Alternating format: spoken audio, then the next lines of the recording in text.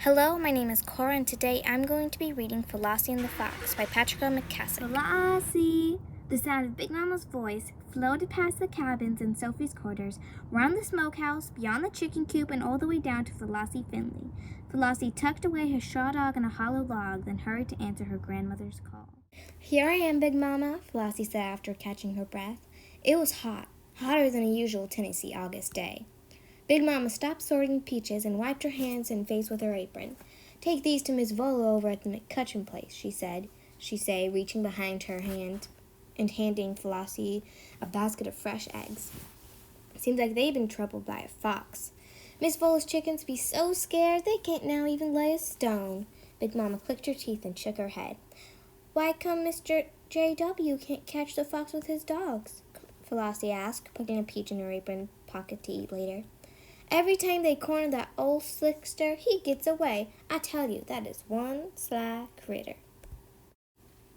How do a fox look? Flossie asked. I did remember ever seeing one. Big Mama had to think a bit. Child, a fox just be a fox, but one thing for sure, that rascal loves eggs. He'll do almost anything to get at some eggs. Flossie tucked the basket under her arm and started on her way. Don't tarry now, Big Mama called, and be particular about them eggs. Yes'm, Flossie answered. The way through the woods was shorter and cooler than the road route under the open sun. What if I came upon a fox, thought Flossie. Oh well, a fox just be a fox. That ain't so scary. Flossie commenced to skip along. Then she came upon a critter she couldn't recollect ever seeing. He was sitting side the road like he was expecting somebody. Flossie skipped right up to him and nodded a greeting the way she'd been taught to.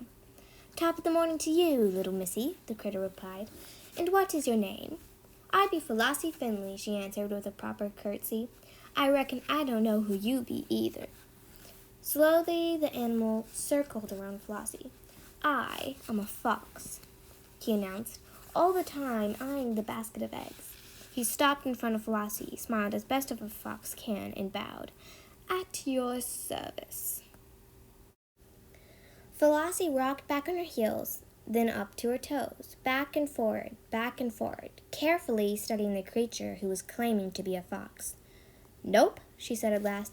I just purely don't believe it. You don't believe what? The fox asked, looking away from the basket of eggs for the first time. I don't believe you're a fox, that's what. Fox's eyes flashed with anger, then he chuckled softly. My dear child, he said, sounding right disgusted. Of course I'm a fox. A little girl like you should be simply terrified of me.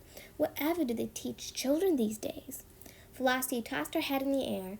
Well, whatever you are, you sure think a whole heap of yourself, she said, and then skipped away. Fox looked shocked. Wait, he called. You mean you're not frightened? Not just a bit? Flossie stopped. Then she turned and said, I ain't never seen a fox before.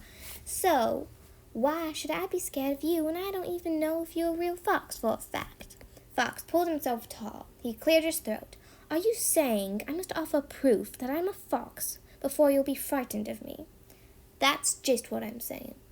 Little Flossie skipped on through the piney woods while that fox fellow rushed away looking for whatever he needed proof that he said he was really who he said he was.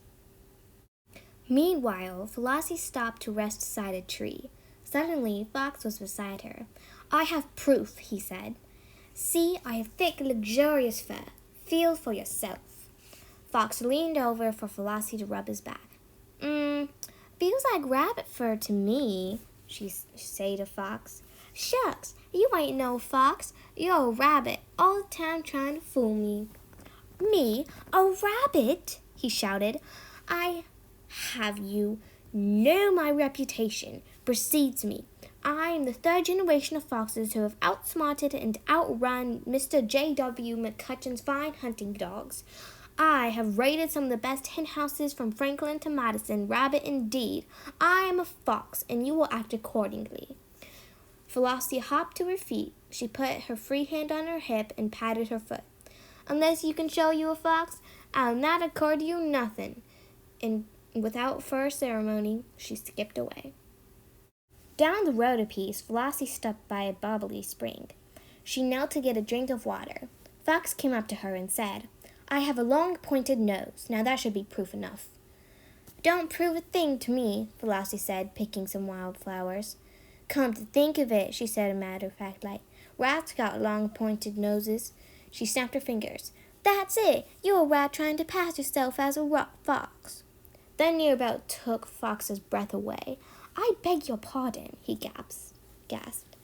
"You can beg all you wanna," Flossie said, skipping down the road. "That still don't make you no fox." "I'll teach you a thing or two, young lady," Fox called after her. "You just wait and see." Before long, Flossie came into a clearing. A large orange tabby was sunning on a tree stump. "Hi, pretty kitty," the girl said, and rubbed the cat behind her ears.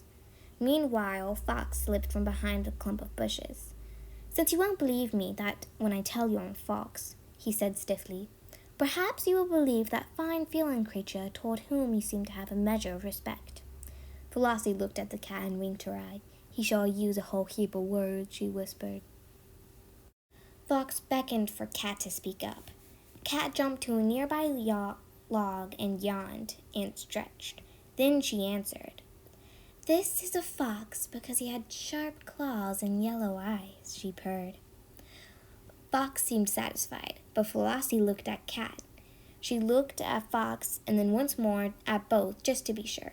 She said, "All due respect, Miss Cat, both y'all get sharp claws and yellow eyes, so that don't prove nothing except y'all both be cats." Fox went howling and running in circles. He was plumb beside himself. "I'm a fox, and I know it," he shouted. "This is absurd." "No call you for use that kind of language," Flossie said, and she skipped away. Wait, Fox followed, pleading. "I just remembered something. It's maybe the solution to this horrible situation." "Good, it's about time."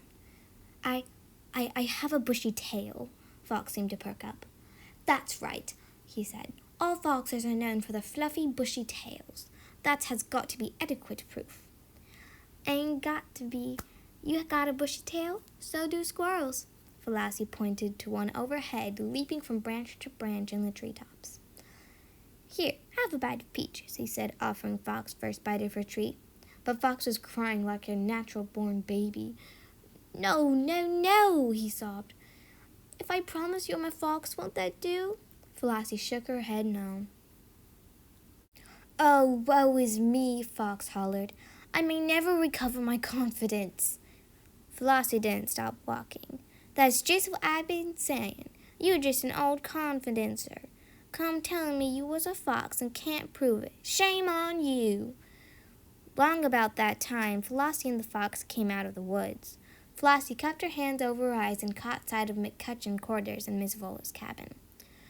Fox didn't notice a thing. He just followed behind Flossie, begging to be believed. "Just one last chance," he pleaded. Flossie turned on her heels. "Okay, but just this once more." Fox tried not to whimper, but his voice was still unsteady-like. I have sharp teeth, and I can run exceedingly fast." He waited for Flossie to say something. Slowly, the girl rocked from heel to toe, backward and forward. "You know," she said, smiling, "it don't make much difference what I think anymore." "What?" Fox asked. "Why?" "Because there's one of Mr. J.W. McCutcheon hounds behind you. He's got sharp teeth and can run fast, too.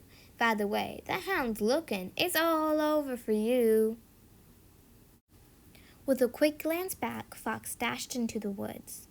"The hound knows who I am," he shouted, "but I'm not worried. I sure can outrun one of old Mr. J.W. McCutcheon's miserable mutts any old time of day, because like I told you, I'm a fox." "I know," said Flossie. "I know." And she turned toward Miss Vola's with a basket of eggs safely tucked under her arm. Thank you for watching, and I hope you enjoyed this book. See you next time.